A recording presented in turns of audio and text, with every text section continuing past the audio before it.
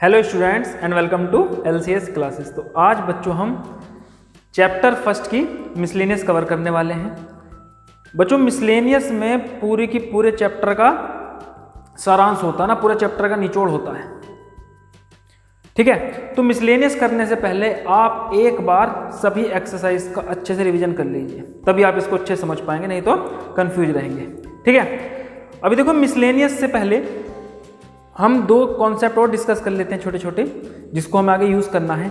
पहला होता है बच्चों symmetric difference between two sets. तो symmetric difference between two set का एनसीईआरटी में जिक्र नहीं हुआ है, लेकिन कॉम्पिटिटिव एग्जाम में इससे रिलेटेड क्वेश्चन आते हैं। तो देख लेते हैं ये टर्म क्या होती है।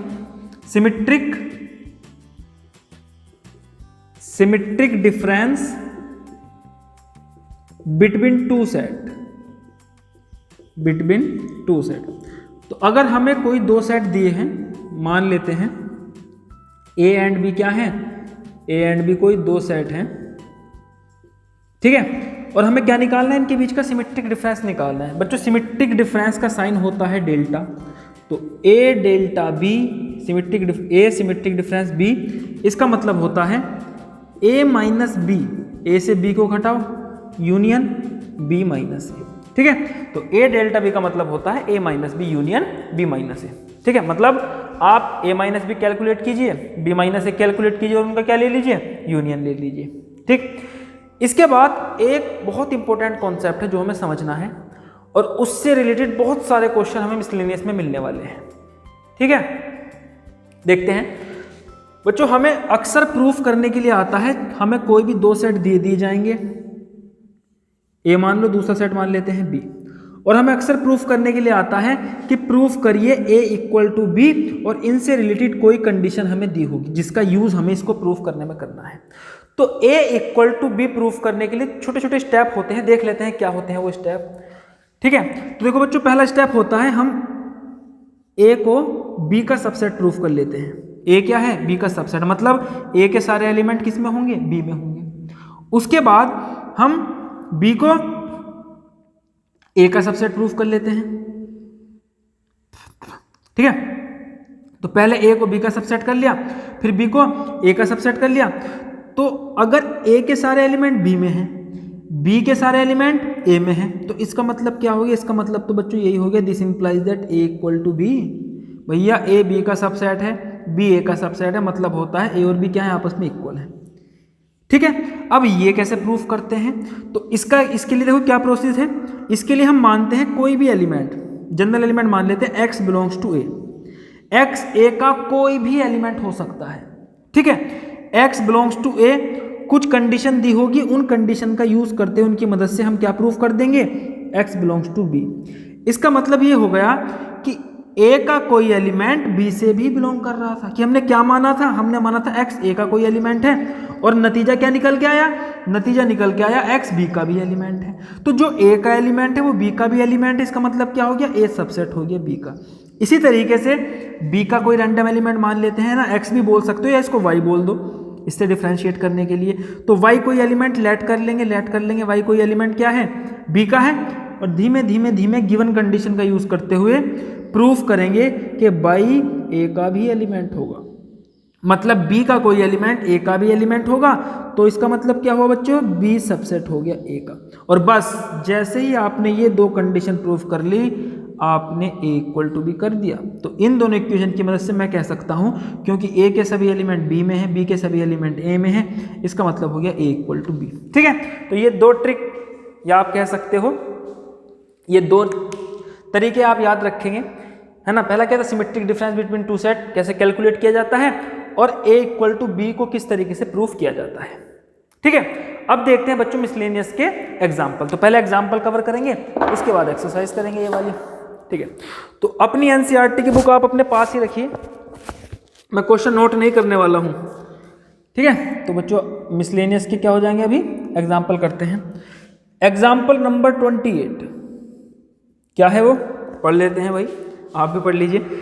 Show that the set of a letters need to spell cataract. ठीक है, हमें प्रूफ करना है कैटरैक्ट का जो सेट बनाने में, है ना, कैटरैक्ट के लेटर्स का जो सेट है, and the set of the letter need to spell tract,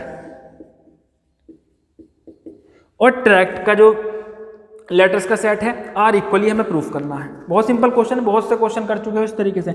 हमें ये प्रूफ करना है भैया इसके लेटर का सेट और इसके लेटर का सेट सेम होंगे। इसके लेटर के सेट को S1 मान लेते हैं, बना लेते हैं। क्या होगा, सी ए, एक बार लिख ले तो ऊपर कट लगा दो छोटा, ये रफ में काम करना है आपको, है ना, ये आप अपने लिए कर रहे हो ताकि आप गलती ना कर लो। तो सी ए, जितने भी सी हैं वो काट दो, ए भी जितने हैं वो काट दो। ये प्रोसीजर याद रखेंगे, इस तरीके से करेंगे तो कभी गलती नहीं करोगे आप। ठीक, उसके बाद टी लिखा, बाकी के टी काट दिए। सी ए टी, ये तो पहले आ गया, आर रह गया, आर लिख लो, आर भी काट दो। ठीक है, तो आप देखो सभी लेटर कट चुके हैं, तो ये सेट बन गया कैटरैक्ट के लेटर्स का। उसके बाद ट्रैक्ट के लेटर्स का सेट बनाते हैं, इसको S2 से लिख लो। तो टी कॉमा आर, एक ही है आर, कॉमा ए कॉमा सी। क्या ये सेट इक्वल हैं? तो सी देखो, पहले नंबर ऑफ एलिमेंट देख लो, इसमें भी 4 हैं, इसमें भी 4 हैं, इसमें एक सी है, दूसरा सी है, टी है, टी भी है, ए भी है, आर है, आर भी, तो सेम है भैया S1 इक्वल टू S2। ये हम पहले ही पढ़ चुके हैं कि सेट में ऑर्डर मायने नहीं रखता। ठीक है, आगे देखते हैं नेक्स्ट एग्जांपल, एग्जांपल नंबर 29। पढ़िए अपनी बुक में, मैं अपनी बुक में पढ़ता हूँ। List all the subsets of the set -1 0 1। तो हम एक सेट इसको S मान लेते हैं, S इक्वल टू -1 0 1। इसके सभी सबसेट की हमें लिस्ट बनानी है। बच्चों सबसेट की जो लिस्ट बनती है वो किस में बनती है? वो पावर सेट में बनती है। मतलब हमें इसके पावर सेट के सभी एलिमेंट लिखने हैं, ये तो इसका मतलब हो गया। अब देखो सबसे पहले तो आपको ये पता होना चाहिए कि भैया इसके टोटल पॉसिबल सबसेट कितने हैं। तो उसका तरीका मैंने बता रखा है, number of element in power set of S। S के पावर सेट में कितने एलिमेंट होंगे? तो 2 की पावर क्या आती है? जितने इसके एलिमेंट की संख्या S के 1 2 3 आ जाएगा, 2 2 4 2 8। मतलब इसके टोटल पॉसिबल कितने सबसेट बन सकते हैं? 8 सबसेट बन सकते हैं। उनकी लिस्ट बना लेते हैं। ठीक है, तो लिखेंगे list of subsets of S R S। ठीक है, तो किस तरीके से इसकी लिस्ट है? तो सबसे पहला सबसेट क्या लिखते हैं बच्चों? एम्प्टी सेट, क्योंकि एम्प्टी सेट में तो कोई एलिमेंट नहीं होता, वो तो सबका सबसेट होगा। ठीक है, तो इसका पहला सबसेट क्या लिखेंगे? 5 लिख देंगे, कॉमा। दूसरा सबसेट, तो इसमें से देखो पहले एक एलिमेंट वाले सबसेट लिखेंगे, तो एक सबसेट इसका -1 लिखेंगे, है ना, इसका एक सबसेट हो गया। और इसका सबसेट क्या हो सकता है? ये भी हो सकता है। एक एक एलिमेंट वाले सबसेट लिखेंगे, तो हमने इसके 4 सबसेट लिख दिए। अब 2 2 एलिमेंट वाले। ठीक है, तो ये आप टेक्निक याद रखें किस तरीके से लिखना है। तो पहले एलिमेंट को लॉक कर लीजिए, इसके साथ पेयर बनाते चलिए। तो पहले के साथ दूसरे का पेयर -1, 0, पहले के साथ तीसरे का पेयर -1, 1, और कोई होता तो उसका भी पेयर बना लेते। अब पहले के साथ सभी पेयर पूरे हो गए, अब दूसरे के साथ आगे बढ़ते हैं, तो इसको लॉक कर लेंगे। लेकिन याद रहे इसके साथ पीछे वाले का पेयर नहीं बनाना है, क्योंकि पीछे वाले का पेयर तो हम पहले ही बना चुके हैं, है ना। अगर 0 के साथ -1 लिखोगे तो -1, 0 एक ही तो बात है, ऑर्डर मायने नहीं रखता। तो आगे बढ़ते जाना है जिंदगी में ना, पीछे नहीं मुड़ना हमें, याद रखेंगे इसमें ये बात। तो देखो 0 से आगे वाले के साथ पेयर बनाएंगे तो क्या हो गया? 0, 1 एक ही पेयर बनेगा। अब एक को लॉक करेंगे, लेकिन इसके आगे तो कोई एलिमेंट नहीं है, तो इसका किसी के साथ पेयर नहीं बनने वाला। अब 3 वाले देखेंगे, तो अब देखो पहले को लॉक करते हैं, 3 ही एलिमेंट है, तीनों एक साथ लिखो, -1, 0, 1। ठीक है, तो ये सबसेट की हमने लिस्ट बना ली। अब इनको काउंट कर लो एक बार, 1 2 3 4 5 6 7 8 ही होने चाहिए। ठीक है, तो ये भैया लिस्ट हो गई। इसके बाद देखते हैं example number 30। Example number 30, show that A union B equal to A intersection B implies का साइन मैंने आपको बताया था इस तरीके का होता है, implies A equal to B। Show that A union B equal to A intersection B implies A equal to B। मैंने आपको बताया था जब भी हमको 2 सेट को इक्वल प्रूफ करना होगा तो हम ये वाली ट्रिक इस्तेमाल करेंगे। क्या? A को B का सबसेट बना देंगे, B को A का सबसेट बना देंगे, दोनों आपस में क्या हो जाएंगे? इक्वल हो जाएंगे। और ये क्या है? क्वेश्चन में कहा गया है कि दिस इंप्लाइज दैट, ये वाली कंडीशन हमें बताती है कि A इक्वल टू V। तो ये गिवन कंडीशन हो गई क्वेश्चन में, क्या बोलेंगे इसको? Given condition. मतलब हमें A इक्वल टू B को प्रूफ करने में इसकी मदद लेनी पड़ेगी। ठीक है, तो स्टार्ट करते हैं। याद रहे बच्चों, इस तरीके के बहुत से क्वेश्चन पूछे जाते हैं और सबकी लगभग सेम ही प्रोसेस होता है। टेक्निक याद रखिए, कुछ प्रैक्टिस कर लीजिए, इस तरीके क्वेश्चन में मारा आप नहीं खाओगे। ठीक है, तो देखो लिखेंगे, स्टार्ट करेंगे। लेट, मान लेते हैं x, याद रहे जब हम किसी एलिमेंट को लेट करते हैं किसी सेट के तो वो स्मॉल लेटर्स में लिखा जाता है। Let x be element of A का एक एलिमेंट क्या है? x है। ठीक है, अब देखो x अगर a का एलिमेंट है, ठीक है, तो x a यूनियन b से तो बिलोंग करेगा ही करेगा। भाई कोई भी a का एलिमेंट हो, a का यूनियन हम किसी भी सेट के साथ ले उससे तो बिलोंग करेगा ही करेगा। अरे भैया a का कोई एलिमेंट है, a का एलिमेंट मान लो मैंने 1 मान लिया, अब मैं a का यूनियन किसी भी सेट के साथ लूं तो उसमें 1 तो आएगा ही आएगा, 1 तो आना ही है, क्योंकि a यूनियन a का, जब आप दो सेट का यूनियन लेते हैं तो दोनों सेट के सभी एलिमेंट्स आ जाते हैं उसमें। ठीक है, तो मैं यहां से लिख सकता हूं अगर x a से बिलोंग करता है तो x also belongs a union b। x अगर a से बिलोंग करेगा तो भैया a यूनियन b से भी करेगा, पक्का करेगा। आई बात समझ में? अब क्वेश्चन में कंडीशन गिवन क्या है? a union b equal to a intersection b। तो यहां से मैं क्या लिख सकता हूं? a यूनियन b को रिप्लेस कर सकता हूं a इंटरसेक्शन b से। a इंटरसेक्शन b क्या लिखेंगे ब्रैकेट में? गिवन कंडीशन, क्योंकि a union b equal to a intersection b, ये गिवन कंडीशन होगी। ठीक है, तो ब्रैकेट में लिखेंगे हमने इसको। a इंटरसेक्शन b क्यों लिखा है? क्योंकि ये गिवन है। ठीक, अब a intersection b, x element है a इंटरसेक्शन b का, तो इंटरसेक्शन का मतलब क्या होता है बच्चों? एंड, मतलब x a का भी एलिमेंट है और साथ ही साथ b का भी एलिमेंट है। ठीक है, तो यहां से हम लिख सकते हैं x एलिमेंट है a का एंड, इंटरसेक्शन का मतलब एंड x एलिमेंट है b का, तो x a का भी एलिमेंट है, x b का भी एलिमेंट है। तो इस कंडीशन से मैं ये तो कह ही सकता हूं कि भैया x पक्का a का भी एलिमेंट होगा, b का भी एलिमेंट होगा। तो यहां दोनों से मैं क्या लिख सकता हूं? x b का एलिमेंट होगा। आई बात समझ में? क्योंकि दोनों का ही है तो b का भी तो होगा। अब देखो हमने माना क्या था? x एलिमेंट है a का, और प्रूफ क्या कर दिया? अगर x a का एलिमेंट है तो कुछ गिवन कंडीशन की मदद ली और प्रूफ कर दिया x एलिमेंट है b का। This implies that a subset b। ये हो जाएगी बच्चों इक्वेशन नंबर 1। ये हमें क्या बताता है? a सबसेट होगा b का। ठीक है, चलो इसको एक मिनट नोट कर लीजिए, मैं हल्का रफ कर देता हूं। ठीक, आगे बढ़ते हैं।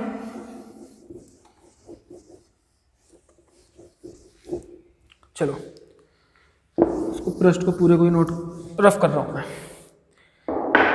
तो a हमने क्या कर दिया? a सबसेट है b का। अब हमें दूसरी कंडीशन प्रूफ करनी है। a इक्वल टू b बताने के लिए b को भी क्या करना पड़ेगा? a का सबसेट प्रूफ करना पड़ेगा। तो लिख लेते हैं इसको भी। अब क्या करेंगे? लेट, अब मान लेते हैं इसको इक्वेशन नंबर क्या नाम दे दो? 1 नाम दे दिया। अब मान लेंगे let y small y be element of b। ये कोई b का एलिमेंट हो गया, स्मॉल y क्या हो गया? कोई b का एलिमेंट हो गया। देन है ना, अब क्या लिख सकते हैं हम? क्योंकि y हमने b का एलिमेंट माना है तो लिखेंगे y belongs to a union b। भैया b से बिलोंग करेगा तो a यूनियन b से भी बिलोंग करेगा, और a यूनियन b किसके बराबर है? a इंटरसेक्शन b के, है ना। जस्ट इसकी उल्टी कंडीशन कर रहे हैं। इसमें x को a का एलिमेंट मान लिया था, b का प्रूफ कर दिया।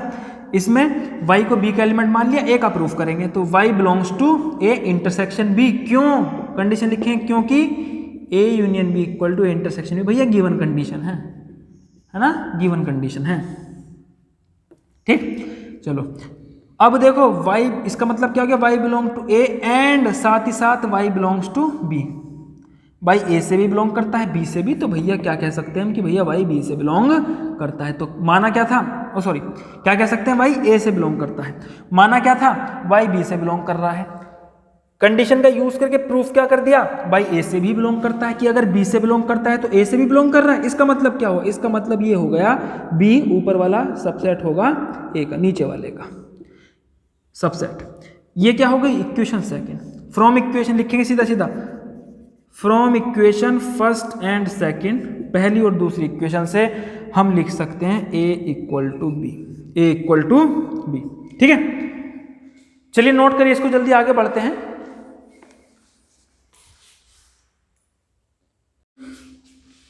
यस, देखते बच्चों एग्जाम्पल नंबर 31, पढ़िए अपनी बुक में आप। For any set a and b, example number 31। तो हमें a एंड b सेट दिए हुए हैं, हमें शो करना है power set of A intersection B equal to power set of A intersection power set of B. ठीक है, तो ये हमें प्रूफ करना है कि किसी दो सेट ए और बी के लिए हमें ये प्रूफ करना है कि जो पावर सेट होता है ए इंटरसेक्शन बी का, वो power set of A intersection power set of B. अब यहाँ पर गिवन कंडीशन क्या है? तो यहाँ पर गिवन कंडीशन की जरूरत ही नहीं है। क्यों? क्योंकि पावर सेट तो खुद अपने आप में एक कंडीशन है। पावर सेट कंडीशन क्या होती है कि भैया पावर सेट में सारे के सारे क्या होते हैं, ए, अगर पावर सेट ऑफ ए लिख रहा हूं तो ए के सभी सबसेट होंगे, पावर सेट ऑफ बी लिख रहा हूं तो बी के सभी सबसेट होंगे। ठीक है, करते हैं इसको। तो वही तरीका अपनाएंगे, पहले x को इसका एलिमेंट मान लेंगे, इसका प्रूफ करेंगे, है ना, मतलब इसको दूसरे वाले का सबसेट प्रूफ करेंगे। तो लेट x, अब देखो यहाँ पर हम कैपिटल लेटर में मान रहे हैं x को। क्यों? क्योंकि बच्चों पावर सेट के जो एलिमेंट होते हैं वो अपने आप में क्या होते हैं, सबसेट होते हैं। x, अगर पावर सेट ऑफ a के मुझे एलिमेंट लिखने हैं तो वो क्या होंगे, a के सबसेट ही तो होंगे, और सबसेट को हम किससे रिप्रेजेंट करते हैं, कैपिटल लेटर से। ठीक है, तो कैपिटल X मान लेता हूं मैं एलिमेंट है power set of A intersection B का। इसका एलिमेंट क्या है, कैपिटल X है। अगर capital X A intersection B के पावर सेट का एलिमेंट है तो जो सेट ए इंटरसेक्शन बी इसका क्या हो जाएगा, सबसेट हो जाएगा। पावर सेट का एलिमेंट सेट का क्या हो जाता है, सबसेट हो जाता है। तो हम लिख सकते हैं X सबसेट होगा, X सबसेट होगा ए इंटरसेक्शन बी का, इनके इंटरसेक्शन का सबसेट है। अगर इंटरसेक्शन का सबसेट है बच्चों तो ए का भी सबसेट होगा, बी का भी सबसेट होगा। ठीक है, साथ ही साथ एंड वाली कंडीशन आएगी इंटरसेक्शन में। तो x सबसेट है a का एंड x सबसेट है b का। ठीक है, अब a का भी सबसेट हो गया, b का भी सबसेट हो गया, तो यहां से हम क्या लिख सकते हैं, हम लिख सकते हैं x, क्योंकि a का सबसेट है तो यहां से हम क्या लिख सकते हैं, x a का सबसेट है मतलब इसके पावर सेट का क्या होगा, एलिमेंट होगा। x एलिमेंट होगा पावर सेट ऑफ a का एंड साथ ही साथ x एलिमेंट होगा पावर सेट ऑफ b का। तो x power set of a का भी एलिमेंट है, पावर सेट ऑफ b का भी एलिमेंट है। तो भैया जब दोनों का एलिमेंट है तो इनके इंटरसेक्शन का, दोनों में कॉमन हो गया ना ये, इनके इंटरसेक्शन का भी एलिमेंट होगा। तो हम क्या लिखेंगे, x एलिमेंट होगा power set of a intersection power set of b। बहुत सिंपल था। ठीक है, अब देखो सेट की खासियत बच्चों यही है, सेट में सीधी सीधी बातें पूछी जाती हैं, आपको लिखने की टेक्निक आनी चाहिए। आपको पता है ऐसा है तो ऐसा होगा, लेकिन उसको रिप्रेजेंट कैसे करोगे, तो ये रिप्रेजेंटेशन ही तो सेट में हम सीखते हैं। रिलेशन फंक्शन में सीधी सीधी बातें होती है, सेट में और रिलेशन फंक्शन में उसका रिप्रेजेंटेशन ही हमें सिखाया जाता है। आइए बस इसको प्रूफ किस तरीके से किया जाएगा। ठीक है, तो देखो इसको घुमा फिरा के हमने क्या कह दिया कि भैया अगर x power set of A intersection b का एलिमेंट है तो x power set of A intersection power set of b का भी एलिमेंट होगा। इसका मतलब क्या हो गया बच्चों, this implies that this two equation, equation 1 equation 2 लिखेंगे from equation 1 and 2, this implies that power set of A intersection b subset हो जाएगा power set of A intersection power set of b का। इसको कोई तीसरी इक्वेशन मान सकते हो। ठीक है, तो यहाँ पर चाहे इनको नाम दे दो चाहे मत दो, अपने हिसाब से कर लेना। इसको मैं इक्वेशन 1 मानो, आप इसको 1 2 3 मान लेना। ठीक, अब देखो, अब आगे बढ़ते हैं। नाउ अब क्या करें, अब y को इसका एलिमेंट मान लेंगे कैपिटल Y, यहाँ पर भी कैपिटल Y लिखे हैं क्योंकि एलिमेंट क्या है, पावर सेट का है। y be element of power set of a intersection power set of b। ठीक है, तो y power set of intersection power set of b का एलिमेंट है। अब एक चीज आप याद रखेंगे, क्वेश्चन को हम इसी तरीके से करेंगे ताकि हम नीचे कंडीशन क्या लाएं, y को इसका सबसेट दिखा दें, इसका एलिमेंट दिखा दें, सॉरी इसका एलिमेंट दिखा दें। तो y इसका एलिमेंट है, मतलब मैं लिख सकता हूं पावर सेट ऑफ इनके, क्योंकि इंटरसेक्शन का बिलोंग कर रहा है तो इससे भी बिलोंग करेगा, दूसरे वाले से भी बिलोंग करेगा। तो y belongs to power set of a intersection का एंड, है ना, y belongs to power set of b। अगर पावर सेट ऑफ a से बिलोंग कर रहा है तो y सबसेट हो जाएगा a का एंड साथ ही साथ y सबसेट हो जाएगा b का भी। अगर भैया a का भी सबसेट है b का भी सबसेट है तो y इनके इंटरसेक्शन का भी सबसेट होगा, जाहिर सी बात है। आई बात समझ में, a का भी सबसेट है b का भी सबसेट है, y सबसेट होगा a इंटरसेक्शन b का, और y अगर a इंटरसेक्शन b का सबसेट है तो y बिलोंग करेगा power set of A intersection b से। बस भैया ये हमने दूसरी कंडीशन भी प्रूफ कर दी, y इससे बिलोंग कर रहा था और हमने प्रूफ क्या कर दिया, अगर इससे कर रहा है तो इससे भी करेगा, तो ऊपर वाला नीचे वाले का सबसेट हो जाएगा, मतलब power set of A, this implies that power set of A intersection power set of B subset हो जाएगा power set of A intersection B का। ये क्या हो गई इक्वेशन नंबर 2। और from equation 1 and 2 the required condition has been proved. ठीक है, तो P A intersection B equal to P A intersection P B. तो सारे क्वेश्चन इसी तरीके से करने हैं। ठीक है, तो ये प्रोसेस आप याद रखिए, आगे हमें एक्सरसाइज में काफ़ी काम आएगी। आगे बढ़ते हैं बच्चों, देखते हैं आगे क्वेश्चन। यस, देखते हैं बच्चों एग्जाम्पल नंबर 32। ये 31 था, देखते हैं एग्जाम्पल नंबर 32। पढ़िए अपनी बुक में। ठीक है, a market research group conduct a survey of 1000 customer. ठीक है, तो एक मार्केट रिसर्च ग्रुप ने कितने बंदों पे सर्वे किया 1000 पे। तो नंबर ऑफ ये क्या होगी बच्चों, यूनिवर्सल सेट के एलिमेंट हो गए 1000 है ना, total number of elements possible in this contest. And reported that, और उन्होंने क्या रिपोर्ट करी 720 कंज्यूमर लाइक प्रोडक्ट ए, कि भैया जो ए प्रोडक्ट है उसको कितने बंदे पसंद करते हैं 720। And 450 customer like product B, और number of people like product B कितने हो गए, कितने customer 450। What is the least number that must have like product both product? हमें बताने हैं कम से कम नंबर बताइए, है ना, क्या कम से कम पॉसिबल नंबर हैं कि कितने नंबर होंगे जो प्रोडक्ट ए को भी लाइक करेंगे, जो प्रोडक्ट बी को भी। तो हमें मिनिमम नंबर ऑफ कस्टमर्स बताने हैं जो प्रोडक्ट ए और बी दोनों को लाइक करते हैं। ठीक है, तो हमें क्या बताना है minimum number of A intersection B. इसको ऐसे लिखो, minimum number of A intersection B.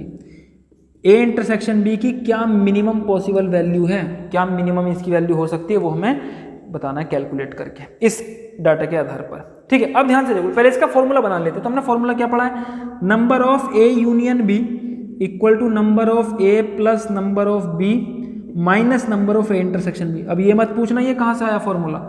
ठीक है, तो पीछे वाली वीडियोस देख लो अगर आपको ये नहीं आता है। आगे देखो, इसको इस तरफ ले आएंगे, हमें जो कैलकुलेट करना है number of A intersection B हमें कैलकुलेट करना है, इसकी मिनिमम वैल्यू कैलकुलेट करनी है, वो भी देखेंगे आगे। Number of A plus number of B minus number of A union B.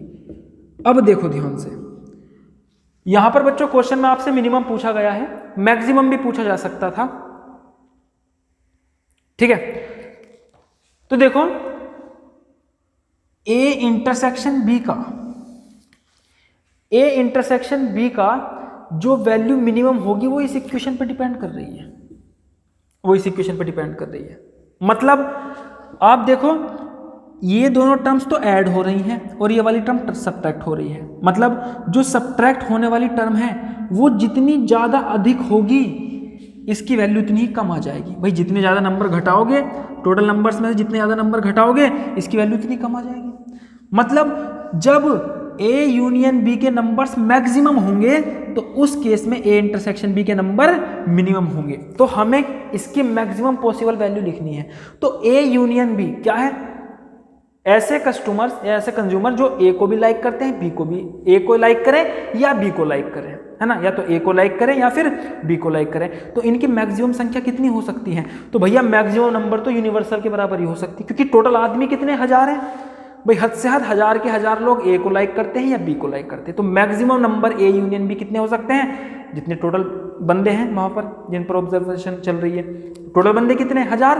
तो भैया ज़्यादा से ज़्यादा 1000 लोग ही तो हैं जो ए और बी को लाइक कर सकते हैं। ऐसा भी हो सकता था कुछ लोग ना करें, लेकिन क्योंकि हम क्या ले रहे हैं इसकी मैक्सिमम पॉसिबल वैल्यूज।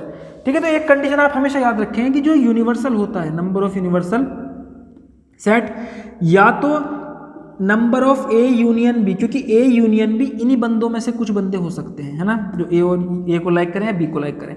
तो number of A union B की जो मैक्सिमम वैल्यू हो सकती है वो कितनी हो सकती है, टोटल यूनिवर्सल सेट के जितने नंबर्स हैं।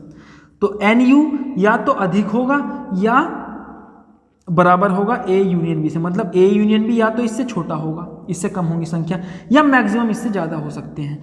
तो अगर हम मैक्सिमम वाला केस लें कि ए यूनियन बी में मैक्सिमम कितने नंबर हो सकते हैं, तो यूनिवर्सल के बराबर हो सकते हैं। ठीक है, तो यहाँ से अगर मैं मैक्सिमम कंडीशन लिखूँ, maximum possible values for A union B must be equal to N U, और जब ये मैक्सिमम हो जाएगा ये मिनिमम, अगर मैं इसकी मैक्सिमम वैल्यू लेता हूँ तो ये अपना आप ही क्या आ जाएगा, मिनिमम आ जाएगा। और यही हमें इसकी मिनिमम वैल्यू कैलकुलेट करनी थी।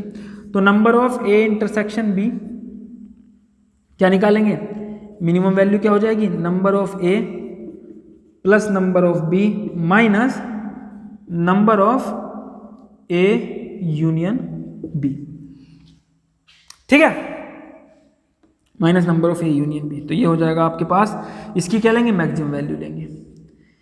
तो नंबर ऑफ ए कितने हैं बच्चों, number of A 720 plus number of B कितने हैं 450 माइनस इसकी मैक्सिमम वैल्यू, पॉसिबल वैल्यू कितनी है एन यू हो जाएगी, ठीक है,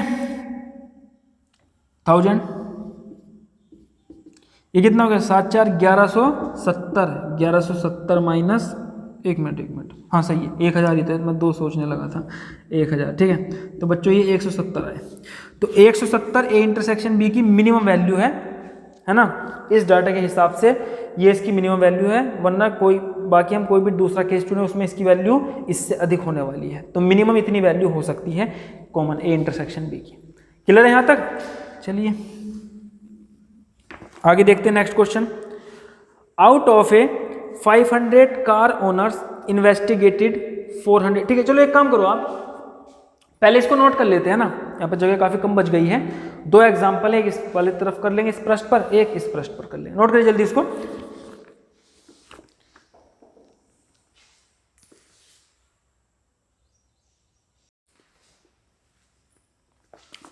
यस, आगे देखते हैं बच्चों next example, example number 33। Example number 33, चलो पढ़ो इसको अपनी बुक में, आप पढ़िए। आउट ऑफ 500 कार ओनर्स, ठीक है, तो टोटल कितने 500 कार ओनर्स हैं। तो ये क्या हो जाएगी बच्चों, नंबर ऑफ यूनिवर्सल सेट, है ना, इसमें से ही हमें बाकी डाटा दिया गया है, इसमें से 500 कार मालिकों में से। इन्वेस्टिगेटेड, तो 500 आदमियों को इन्वेस्टिगेट किया गया। 400 ओन्ड कार ए, 400 बंदों ने ए कार को खरीदा। Number of people bought car A, कितने हो जाएंगे ये 400, ठीक है। एंड 200 ओन्ड कार बी, तो बी को खरीदने वाले की संख्या कितनी हो जाएगी 200। और 50 owned both A and B, ठीक है। और A intersection B, intersection B का मतलब है ऐसे बंदों की संख्या जिन्होंने ए कार को भी खरीदा और बी कार को भी खरीदा, उनकी कितनी हो जाएगी, उनकी 50 संख्या है। इज दिस डाटा करेक्ट, क्या ये जो डाटा है ये करेक्ट है, ये हमें बताना है। इज दिस करेक्ट, क्या ये गिवन डाटा क्या है, करेक्ट है या नहीं, ठीक है, ये हमें कैलकुलेट करना है। इसको सही कर लो, करेक्ट, ठीक। अब ध्यान से सुनो, डाटा करेक्ट होने का मतलब क्या है।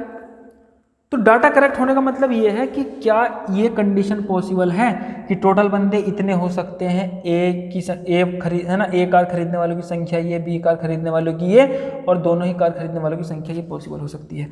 तो डाटा को चेक करने के लिए सबसे पहले क्या कैलकुलेट करेंगे, ए यूनियन बी कैलकुलेट करेंगे, कर लेते हैं उसको, ठीक। तो number of A union B कितना हो जाएगा बच्चों, number of A plus number of B minus number of A intersection B.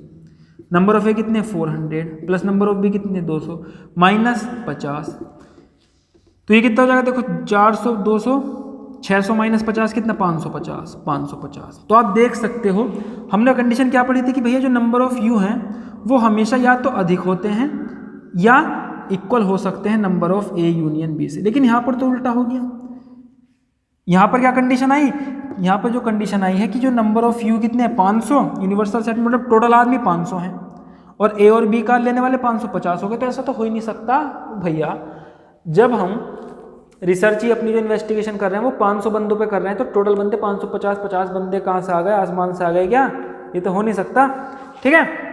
तो नंबर ऑफ यू हेयर क्या लिखेंगे, here number of U smaller than number of A union B which is not possible, which is not possible, जो possible ही नहीं है।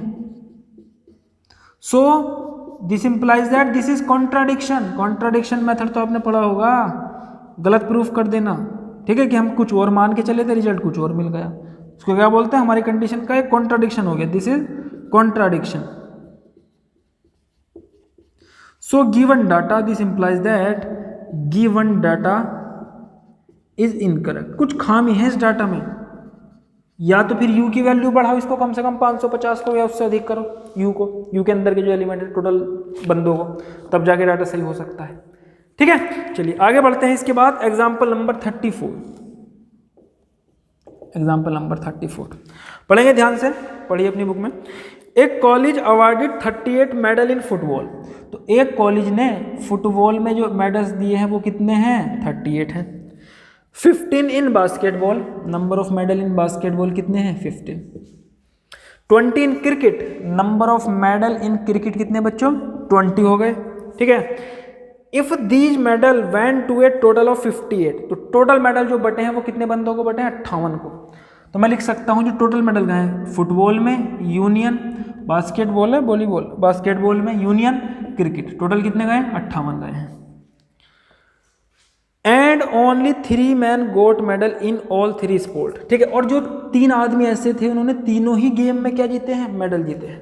ठीक है, तो number of medal in football intersection basketball intersection cricket कितने हो गए, 3, है ना, बार बार वॉलीबॉल ही ध्यान आता है। ठीक है, तो ये कितना हो जाएगा, 3 बंदे जिन्होंने बास्केटबॉल में, फुटबॉल में और क्रिकेट में तीनों में ही मेडल जीते हैं। How many received medal in exactly 2 of the 3 sport, बहुत अच्छा क्वेश्चन है। हमें बताना है बच्चों कितने बंदों ने एग्जैक्टली का मतलब बिल्कुल 2 ही गेम्स में मेडल जीते हैं, एक में भी नहीं होने चाहिए, है ना, ऐसे बंदे बताने हैं। उन्होंने या तो बास्केटबॉल क्रिकेट में मेडल जीते होंगे, अगर बास्केटबॉल क्रिकेट में मेडल जीते हैं तो फुटबॉल में नहीं जीते होंगे, इसी तरीके से या उन्होंने फुटबॉल और एंड बास्केटबॉल में जीता होगा या फुटबॉल एंड क्रिकेट में जीतना होगा।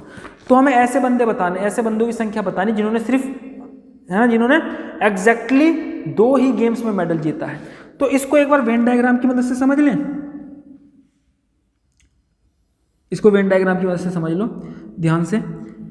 अब देखो ध्यान से, देखो इस तरीके के क्वेश्चन को करने के लिए ही तो, इसलिए तो आपको वेन डायग्राम पढ़ाया गया है। इस तरीके के क्वेश्चन को करने के लिए आपको वेन डायग्राम की मदद लेनी ही पड़ेगी, नहीं तो समझ ही नहीं पाओगे, है ना, चल गया रहा है। ठीक है, तो देखो हमने 3 सेट बना लिए, ये यू हो गया। ये जो सेट है, ये वाला गोला, ये गोला बताता है इसके अंदर जो एलिमेंट आएंगे वो हम किसके, चलो फुटबॉल के लिखेंगे, इधर बास्केटबॉल के लिखेंगे, नीचे क्रिकेट के लिखेंगे।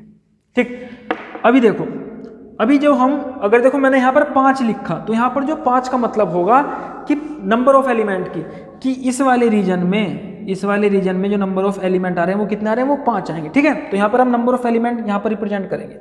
ठीक, अब देखो ये क्या है, ये कॉमन है, आप देख सकते हो ये जो रीजन है ये फुटबॉल में भी आ रहा है, बास्केटबॉल में भी आ रहा है, क्रिकेट में भी, तो ये कॉमन रीजन है। तो कॉमन रीजन में हम उन बंदों की संख्या लिखेंगे जिन्होंने तीनों ही गेम में मेडल जीते हैं। तो तीनों ही गेम में कितने बंदों ने जीते, 3 में, मतलब इस रीजन में 3 एलिमेंट आएंगे, तो मैंने 3 लिख दिया।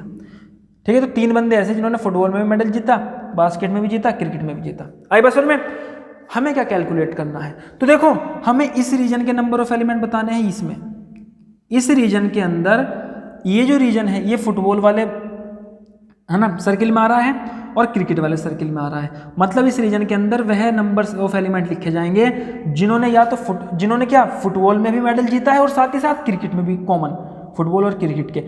लेकिन बास्केटबॉल वाले निकल जाएंगे, क्योंकि बास्केटबॉल में भी अगर जीता होगा तो वो क्या हो जाएगा, उसने तीनों में जीत लिया, तो वो इस वाले रीजन में आएंगे। तो हमने मान लिया ऐसे बंदे की संख्या ए है, क्या मान लो, इसको ए मान लो, कि जिन्होंने फुटबॉल में भी मेडल जीता है और सिर्फ फुटबॉल और क्रिकेट में मेडल जीता है ना, तीनों में नहीं जीता, एग्जैक्टली 2 में जीता है।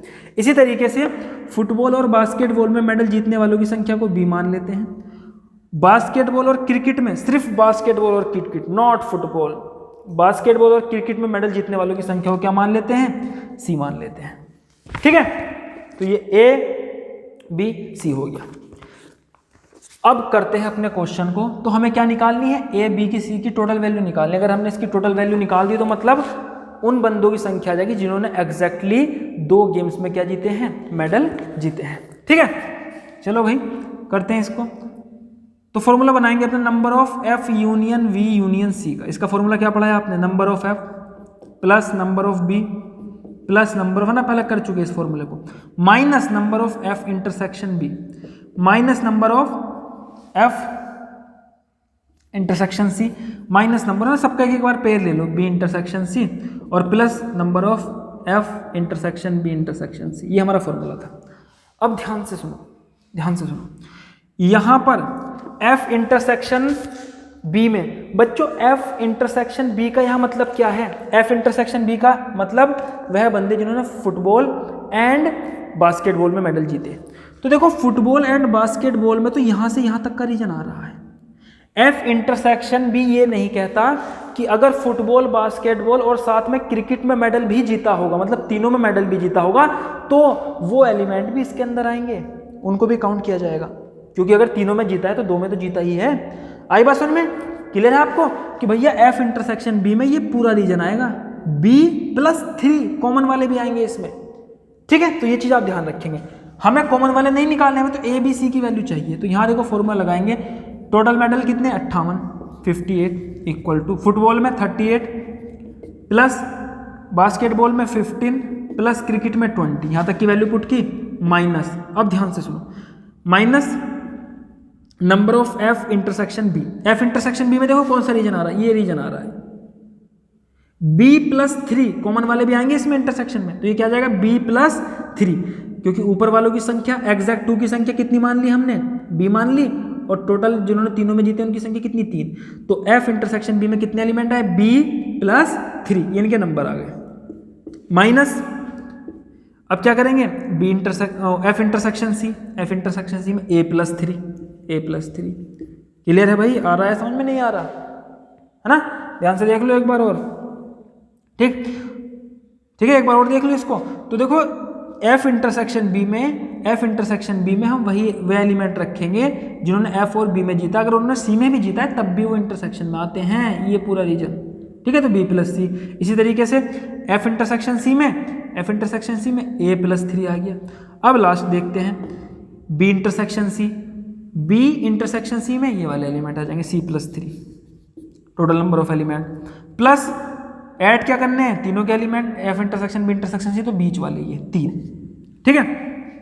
सॉल्व कर लो इसको, तो ये हो जाएगा बच्चों 58 इक्वल टू, इनको ऐड करेंगे 30, 20, 50, 10, 60, है ना, 8 और 5 हो जाएंगे 13, 60, 10, 70, 3, 73, ठीक है? 30, 40, 50, 10, 60, 70, 3, 73, माइनस बी, ये माइनस का हो जाएगा, माइनस का 3, जब ब्रैकेट खोलोगे ना तो माइनस हो जाएगा, माइनस ए, -3, -C, -3, +3, 1 3 से 3 खत्म कर लो, ठीक है? तो देखो B, A, C तीनों माइनस के इस तरफ ले आओगे तो प्लस के हो जाएंगे, तो A+B+C कितना आ जाएगा? इक्वल टू, चाहे ब्रैकेट मत लगाओ यहाँ पर, कितना आ जाएगा? 73 -3, 6 घटा लोगे 73 से 6 गए बच्चों, कितना बचा? 67 बचा, -58, और 67 से 8 गए, कितना आएगा? 9 आएगा। A+B+C। तो देखो ए क्या है? उन बंदों की संख्या जिन्होंने एग्जैक्ट फुटबॉल और क्रिकेट में मेडल जीता है, बास्केटबॉल में नहीं जीता, ये वाला रीजन है ना, बास्केटबॉल वाले सर्किल में नहीं आ रहा। बी फुटबॉल बास्केटबॉल, और सी क्रिकेट और बास्केटबॉल, ठीक है? तो ABC क्या होगा? ABC वह बंदे हो गए जिन्होंने एग्जैक्ट 2 गेम्स में मेडल जीते हैं, और वो बंदे हैं कितने? 9 हैं। आई बात समझ में? चलिए इसको जल्दी नोट करिए।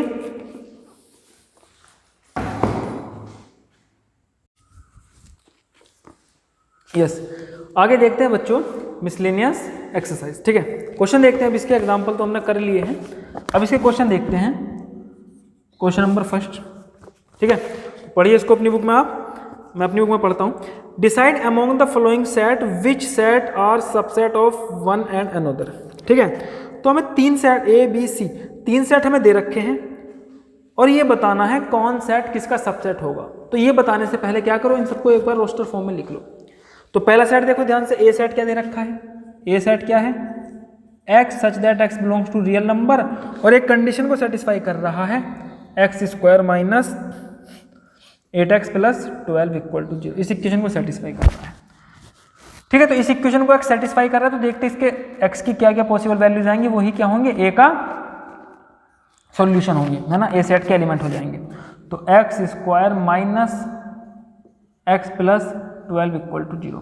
अब 12 के बच्चों ऐसे फैक्टर करो जिनको क्या ऐड करके 8 आए, तो 6 2 12, तो 6 + 2 हो जाएंगे। तो x² - 6x - 2x + 12 equal to 0, x common ले लोगे बच्चों तो x माइनस 6, -2 कॉमन ले लोगे x माइनस 6 अगेन 0, तो x माइनस 2 और x माइनस 6 इक्वल टू 0, तो x की वैल्यू क्या आ गई 2 और 6, तो A सेट क्या बना, इसके एलिमेंट क्या आ गया 2 और 6। ठीक है, अब B के एलिमेंट, अच्छा 4 सेट हैं, एक D भी है, ABCD, B के एलिमेंट क्या है 2 4 6, ठीक है। C के एलिमेंट क्या है, देखो ये तो सभी इवन नेचुरल नंबर का सेट बन गया, 2 4 6 8 डॉट डॉट डॉट, चलते जाइए बढ़ते जाइए, ठीक है। और D में क्या है बच्चों, D में एक ही एलिमेंट है 6। अब देखो हमें क्या बताना है, कौन किसका सबसेट होगा, तो पहले देख लेते हैं A किस किस का सबसेट होने वाला है। ठीक है, पहले A को लिखेंगे, फिर B को, फिर C को, D को। तो देखो मैं लिख सकता हूँ A सबसेट होगा B का, क्योंकि A में जो एलिमेंट है वो B में भी है, एंड A C का भी सबसेट होगा, इसमें 2 6 हैं, इसमें तो सारे इवन नेचुरल नंबर आ गए। D का सबसेट नहीं होगा क्योंकि A में एक एलिमेंट 2 ऐसा हो गया जो D में नहीं है। अब नीचे देखते हैं B किस किस का सबसेट होगा, तो B A का तो नहीं होगा, लेकिन B सबसेट होगा C का। ठीक है, C किस सेट का सबसेट होगा, तो C बाकी है ना, अपने आप को तो होते ही है, लेकिन हमें क्या दूसरे सेट्स के लिखने, किस किस सेट के सबसेट होंगे, तो C बाकी किसी भी सेट का सबसेट नहीं होगा। D A का भी होगा, A की एलिमेंट है सब में, देखो B का भी होगा और C का भी होगा। ठीक है, तो लिख सकते हैं D सबसेट है A का, D सबसेट है B का, D सबसेट है C का। काफी सिंपल क्वेश्चन था ये। आगे बढ़ते हैं, क्वेश्चन नंबर 2 देखते हैं। क्वेश्चन नंबर 2 पढ़ते हैं, मेरे साथ पढ़ो इसको। In each of the following determine whether the statement is true और false, if it is true prove it, if it is false give an example. ये कंडीशन आप हमेशा याद रखो, अगर किसी मैथमेटिकल स्टेटमेंट को आप ट्रू बोलते हो तो आपको उसको प्रूफ करना पड़ता है, उसकी जनरल कंडीशन प्रूफ करनी होती है कि किसी भी स्थिति में ये फॉल्स हो ही नहीं सकता। आई बात समझ में? और अगर आप किसी स्टेटमेंट को फॉल्स बोलते हो तो सिर्फ एक एग्जाम्पल काफी है स्टेटमेंट को गलत ठहराने के लिए। अगर आप उसके विरोध में एक भी एग्जाम्पल ढूंढ दोगे तो वो क्या हो जाएगा, वो फॉल्स हो जाएगा। तो जब भी आप याद रखें सेट में खासकर कि जब भी आपको किसी स्टेटमेंट को ट्रू और फॉल्स पूछा जाता है तो आप पहला अप्रोच क्या होता है, पहले हम कोशिश करते हैं इसके विरोध में कंडीशन ढूंढिए। अगर उसके विरोध में कोई एग्जाम्पल मिल जाता है तो उस एग्जाम्पल को लिख के स्टेटमेंट को फॉल्स बता देंगे। अगर विरोध में कोई एग्जाम्पल नहीं मिल पाता तो फिर जनरल कंडीशन की मदद से उसको ट्रू प्रूफ करेंगे ना, उसको एक जनरल स्टेटमेंट देंगे कि हमेशा ये ट्रू होने वाला है। तो ये तरीका होता है ट्रू और फॉल्स बताने का स्टेटमेंट को। ठीक है, तो स्टार्ट करते हैं, पहला स्टेटमेंट देखते हैं क्या है। तो बच्चों पहला स्टेटमेंट क्या कहा गया है कि इफ यदि x एलिमेंट है A का एंड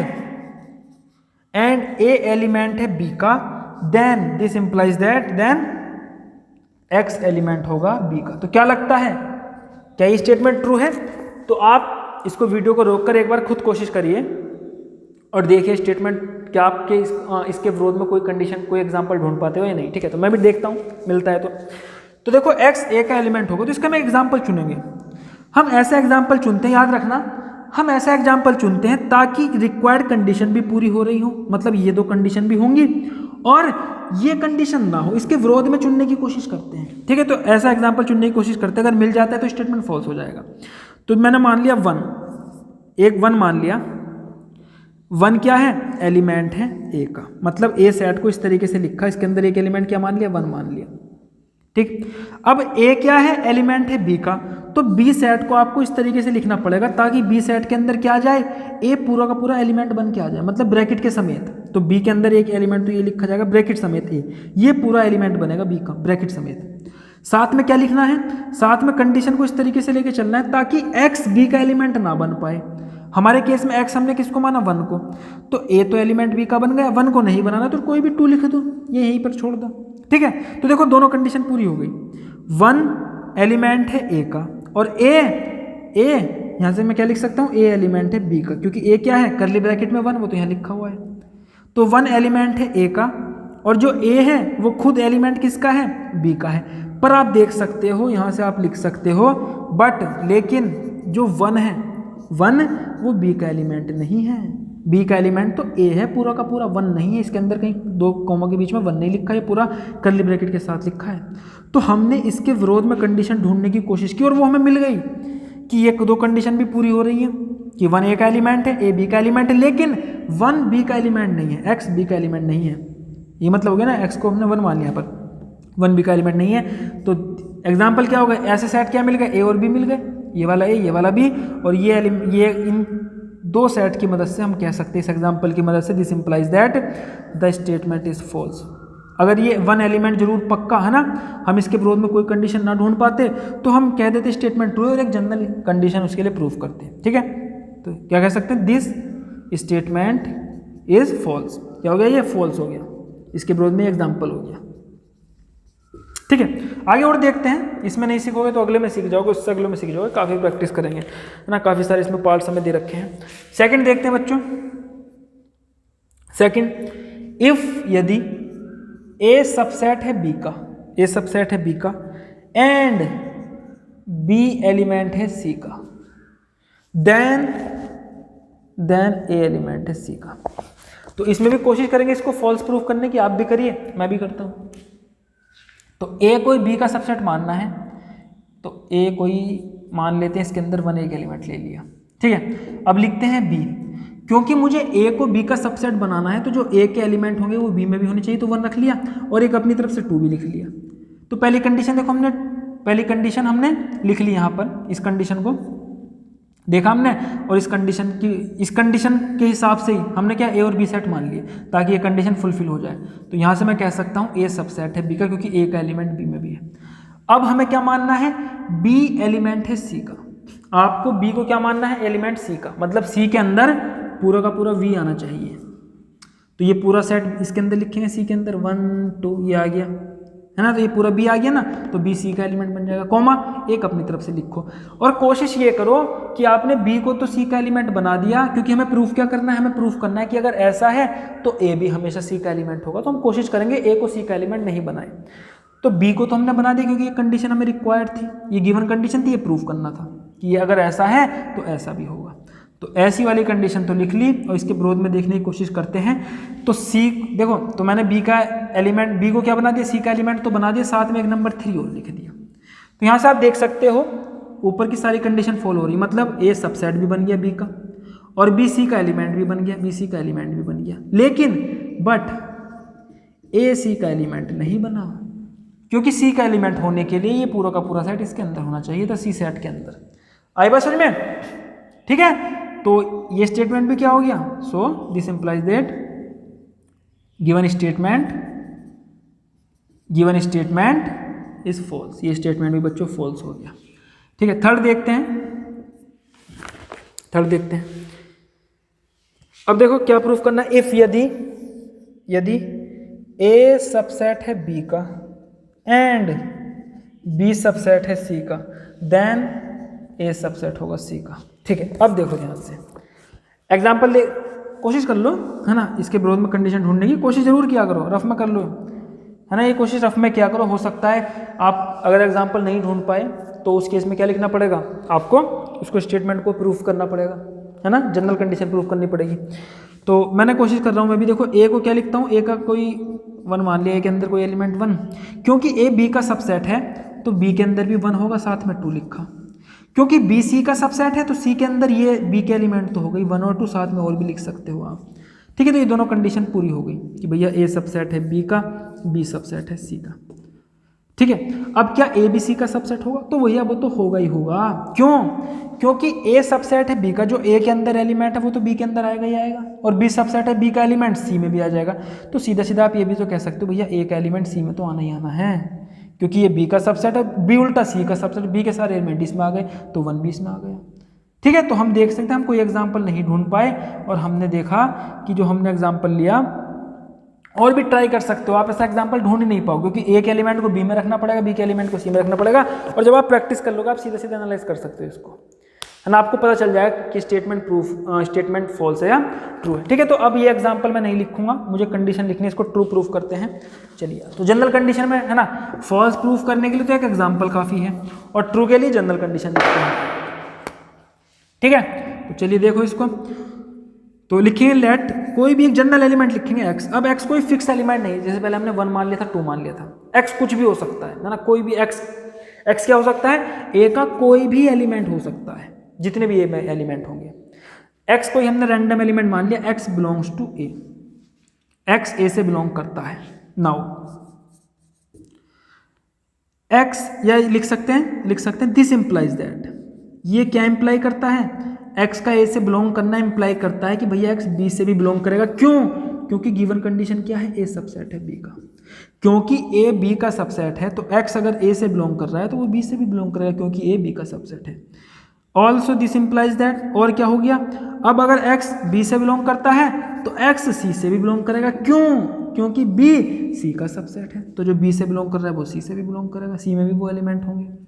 आई बस में। तो इस तरीके जनरल स्टेटमेंट को प्रूफ किया जाता है।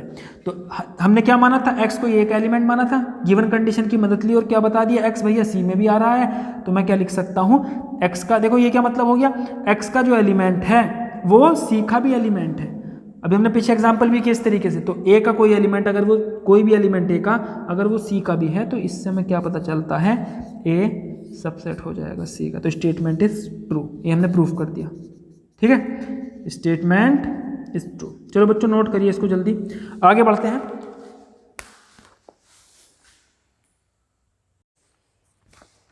यस, आगे देखते बच्चों क्वेश्चन नंबर 2 का फोर्थ पार्ट देखते हैं इसका। If A is not a subset of B, if यदि ए सबसेट नहीं है बी का, and B is not a subset of C, B subset नहीं है सी का, देन तब क्या होगा, A is not a subset of C. अगर ए बी का सबसेट नहीं है, बी सी का सबसेट नहीं है, तो ये कह रहे हैं ए बी कभी भी किसी भी केस में सी का सबसेट नहीं होगा। ये स्टेटमेंट है। तो कोशिश करते हैं इसके खिलाफ कोई एग्जांपल मिल जाए, आप भी करिए कोशिश। ठीक, तो ए मान लेते हैं, उसके अंदर एक एलिमेंट 1 मान लिया। ठीक है, और क्योंकि मुझे ए को बी का सबसेट नहीं बनाना है तो बी में एलिमेंट 2 मान लूंगा ताकि एक एलिमेंट उसमें ना आए। ठीक है, तो यहां से आप देख सकते हो ए सबसेट नहीं है बी का। अब बी को सी का नहीं बनाना है, ठीक है, तो बी को इतने रख लो, अब सी को रखो। तो सी में बी के एलिमेंट नहीं होने चाहिए। ठीक है, तो अगर मैं सी में 2 नहीं रखूंगा, मैंने 3 मान लिया, तो मैं क्या कर सकता हूँ, B is not a subset of C. अब क्योंकि मैं कंडीशन चाहता हूँ इसके विरोध में ढूंढना, क्योंकि ये क्या कह रहे हैं कि अगर ये 2 कंडीशन होंगी तो हमेशा ए सी का सबसेट नहीं होगा, तो मैं चाहता हूँ एक ऐसा एग्जाम्पल ढूंढूं ताकि मैं ये दोनों कंडीशन भी फुलफिल करके दिखाऊं और इसको भी गलत ठहरा दूं।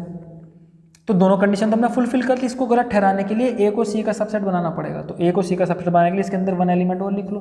एग्जाम्पल तो अपनी मर्जी से चुन सकते हो, ठीक है। तो यहाँ आप देख सकते हो बट लेकिन ए सबसेट है सी का। तो स्टेटमेंट क्या हो गया बच्चों, फॉल्स हो गया कि ये दोनों कंडीशन भी फुलफिल हो रही है, लेकिन ए सी का सबसेट भी बन गया यहाँ पर, क्योंकि एक एलिमेंट सी में तो आ गए।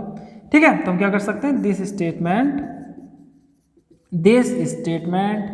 Is false. ठीक है बच्चों, देखते हैं नेक्स्ट 5th पार्ट देखेंगे इसका। इफ x बिलोंग्स टू ए, यदि x एलिमेंट है ए का, and A is not a subset of B, then X belongs to B। ये क्या कह रहे हैं, then X belongs to, ये कह रहे हैं कि अगर X A का कोई एलिमेंट है और A B का सबसेट नहीं हो तो हमेशा X B से बिलोंग करेगा। ये तो कुछ उल्टी कंडीशन हो गई ना भाई। ये तो हमने सुना था क्या कि अगर X A का एलिमेंट हो और A B का सबसेट हो तो X B में भी होगा, तो उल्टा कह रहा है कि सबसेट भी नहीं है तब भी हमेशा ऐसा होगा। इसके विरोध में एग्जाम्पल ढूंढना मैं नहीं मानता कोई भारी बात है, आप भी ढूंढ सकते हो। ठीक है, तो लिखते हैं इसको भी, चलो कराई देता हूँ इसको भी मैं। वैसे तो ये आप खुद भी कर सकते हो, एक्स में एक एलिमेंट 1 मान लिया और बी में क्या मान लो, 2 मान लो, ताकि ए सबसेट ना रहे बी का। ए के सभी एलिमेंट बी में नहीं रखने हैं हमको। अब क्या एक्स बी से बिलोंग कर रहा है, तो क्या 1 बी से बिलोंग कर रहा है, कहाँ कर रहा है भाई, 1 does not belongs to B here. क्या लिख सकते हैं, here 1 does not belongs to B. ठीक है, तो इसको मैं नीचे लिख देता हूं कि ए क्या माना हमने, देखो ए 1 बिलोंग्स टू ए, 1 ए से बिलोंग कर रहा है, ए सबसेट नहीं है बी का, ए सबसेट नहीं है बी का, एंड बट लेकिन है ना, इसके विरोध में ढूंढ रहे हैं, but 1 does not belongs to B, 1 B से बिलोंग ही नहीं कर रहा। This implies that statement is false. Statement is false. ये स्टेटमेंट क्या हो गया बच्चों, गलत हो गया। ठीक है, इसके बाद देखते हैं इसका 6th पार्ट क्या कहता है। 6th part, if A subset है बी का, यदि यदि ए सबसेट है बी का एंड एक्स बी से बिलोंग नहीं करता, देन तब एक्स ए से भी बिलोंग नहीं। तो ध्यान से देखो बिल्कुल ठीक बात है ना, एकदम समझ जाओगे आप देख के कि भैया क्योंकि ए बी का सबसेट है तो ए के सभी एलिमेंट बी में होंगे। तो अगर कोई एलिमेंट बी से ही बिलोंग नहीं करेगा तो भैया वो ए से भी नहीं करेगा। स्टेटमेंट बिल्कुल करेक्ट है। ठीक है, तो मैं क्या लिख सकता हूं, गिवन कंडीशन क्या है, ए सबसेट है बी का। ए सबसेट है बी का मैं क्या बताता है, ए सबसेट है बी का मैं बताता है हर एक element of B, every element of A का हर एक element belongs to B, A का हर एक एलिमेंट बी में होगा। सो इसलिए अगर कोई एक्स बी से ही बिलोंग नहीं करेगा देन तब वो ए से भी बिलोंग नहीं करेगा, एक्स ए से भी बिलोंग नहीं करेगा, क्योंकि ए के सभी एलिमेंट बी में थे।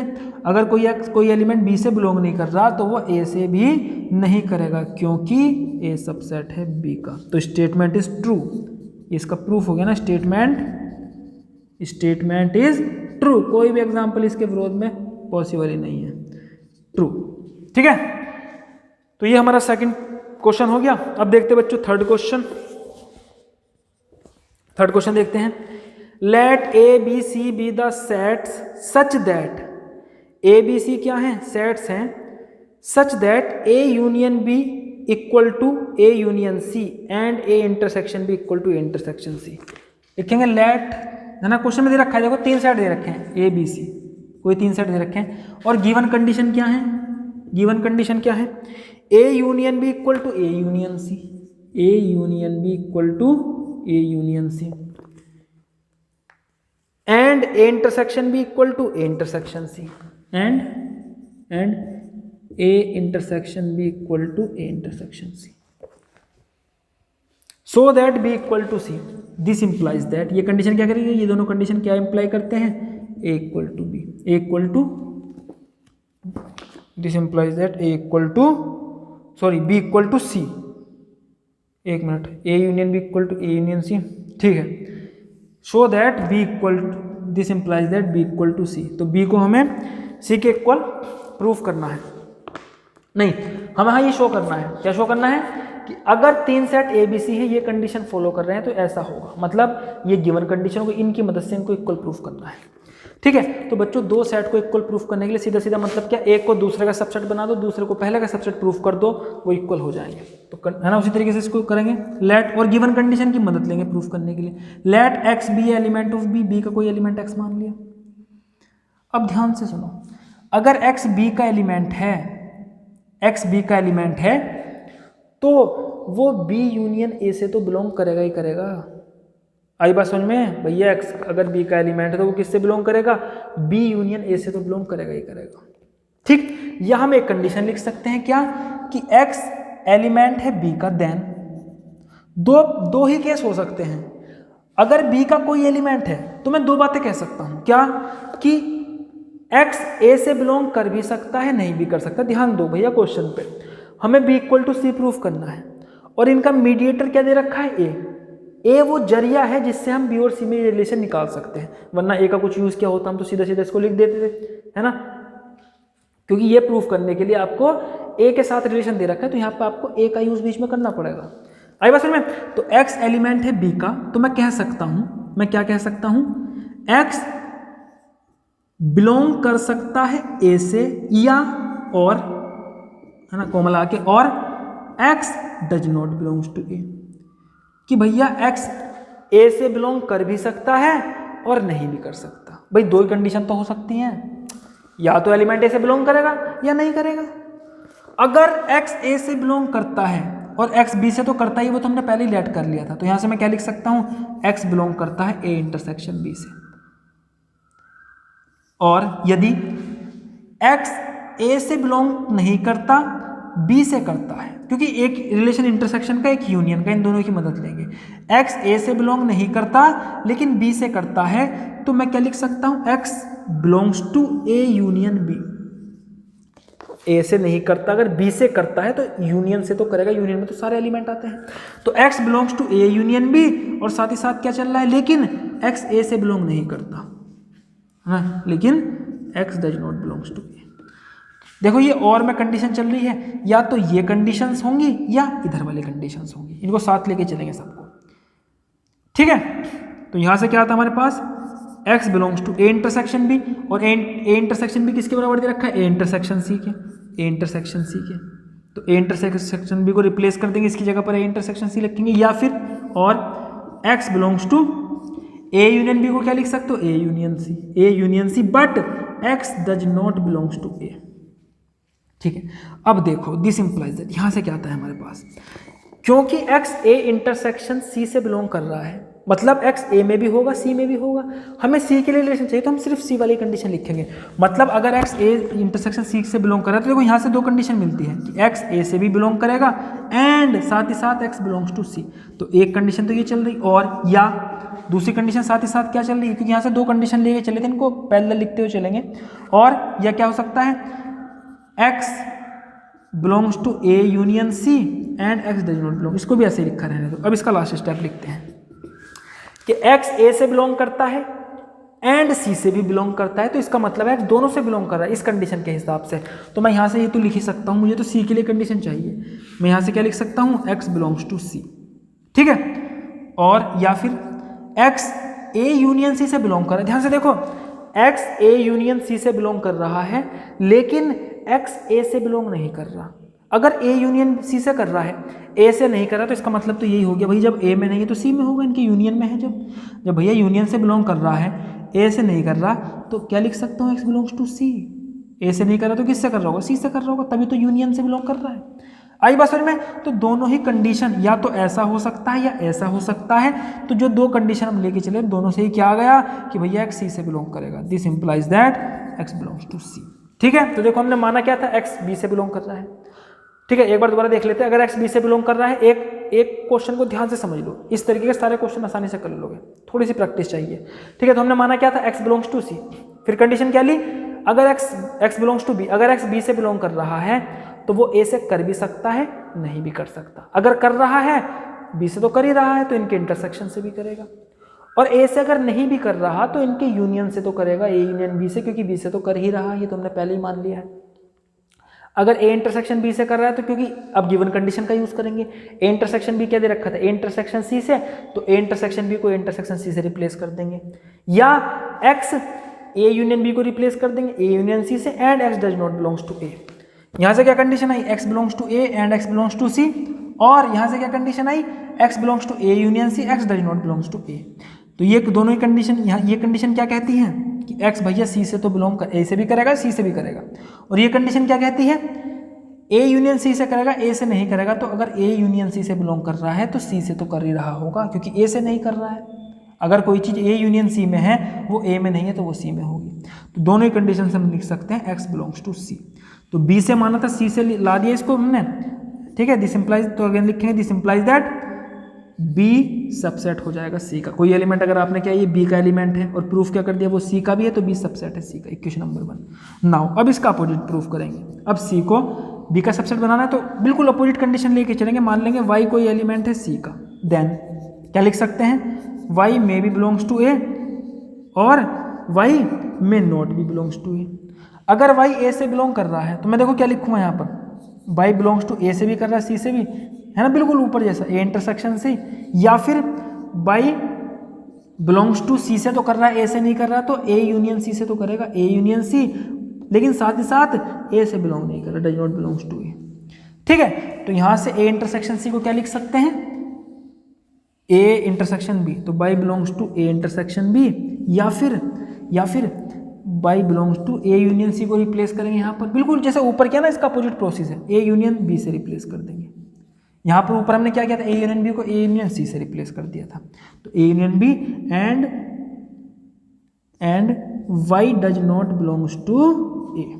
क्लियर है यहाँ तक। अब देखो इसको आगे मैं इस तरफ लिख रहा हूँ, ठीक है। तो देखो बाई ए इंटरसेक्शन सी से बिलोंग कर रहा है, इसका मतलब Y belongs to A and साथ ही साथ बाई बिलोंग्स टू सी, एक कंडीशन तो ये आई। और या फिर या क्या हो सकता है दूसरी कंडीशन, दूसरी पॉसिबल कंडीशन क्या है, बाई ए यूनियन बी से बिलोंग कर रहा है लेकिन ए से नहीं कर रहा। भैया ए यूनियन बी से कर रहा है और ए से नहीं कर रहा है तो बी से कर रहा होगा, बाई बिलोंग्स टू बी। यहाँ से दिस इंप्लाइज दैट, यहाँ से मैं लिख सकता हूँ बाई ए से भी कर रहा है, सी से भी, बाई ए से भी कर रहा है, और एक मिनट इसको भी बच्चों रिप्लेस कर लो। यहाँ पर ए इंटरसेक्शन सी को क्या लिख लो, ए इंटरसेक्शन बी लिख लो, है ना, तभी हमें, क्योंकि इसको बी का एलिमेंट प्रूफ करना है। तो ए इंटरसेक्शन सी को क्या लिख लो, ए इंटरसेक्शन बी लिख लो। तो यहाँ पर मैंने लिख दिया Y belongs to A and Y belongs to B.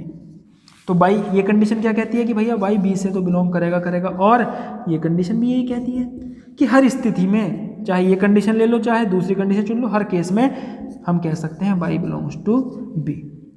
This implies that, क्योंकि, ठीक है, क्योंकि बाई जो है, इसको चाहे इंप्लाइज को बच्चों ऐसे बना लिया करो, एक एरो लगा लिया करो, चाहे डबल एरो कर लिया करो, है ना, इस तरीके से कर लिया करो। तो बाई क्योंकि बी से बिलोंग भी करने लगा है और हमने माना क्या था भाई सी से बिलोंग कर रहा है, तो मैं कह सकता हूँ सी सबसेट है बी का। Equation number 2। इक्वेशन नंबर 1 में हमने क्या कहा, बी सबसेट है सी का, 2 में क्या कहा, सी सबसेट है बी का। सो इसलिए मैं लिख सकता हूँ बी इक्वल टू सी। आज बात समझ में, बहुत क्वेश्चन आते हैं इस तरीके के, ध्यान से इसको समझिए, ठीक है। तो बच्चों इस वीडियो में इतना ही, पूरे एक्सरसाइज हम नहीं कवर कर पाएंगे, वीडियो की लेंथ बहुत अधिक हो जाएगी, तो इसका सेकंड पार्ट आएगा, उसमें इस एक्सरसाइज को कंप्लीट करेंगे, ठीक है। और इसलिए भी मैं आगे छोड़ रहा हूँ बच्चों, आप अपनी प्रैक्टिस बढ़ाइए आगे, एग्जाम्पल में जितना आपने सीखा, यहाँ तक जितना सीखा, है ना, मुझे उम्मीद है आप आगे भी क्वेश्चन बहुत आसानी से इसकी मदद से कर सकते हैं। तो आप आगे क्वेश्चन को खुद ट्राई कीजिए, नहीं तो मैं नेक्स्ट वीडियो में करा ही रहा हूँ, ठीक है। तो अगर आपको वीडियो अच्छी लगे तो वीडियो को बच्चों लाइक करिए, शेयर करिए और हमारे चैनल को सब्सक्राइब कीजिए। धन्यवाद।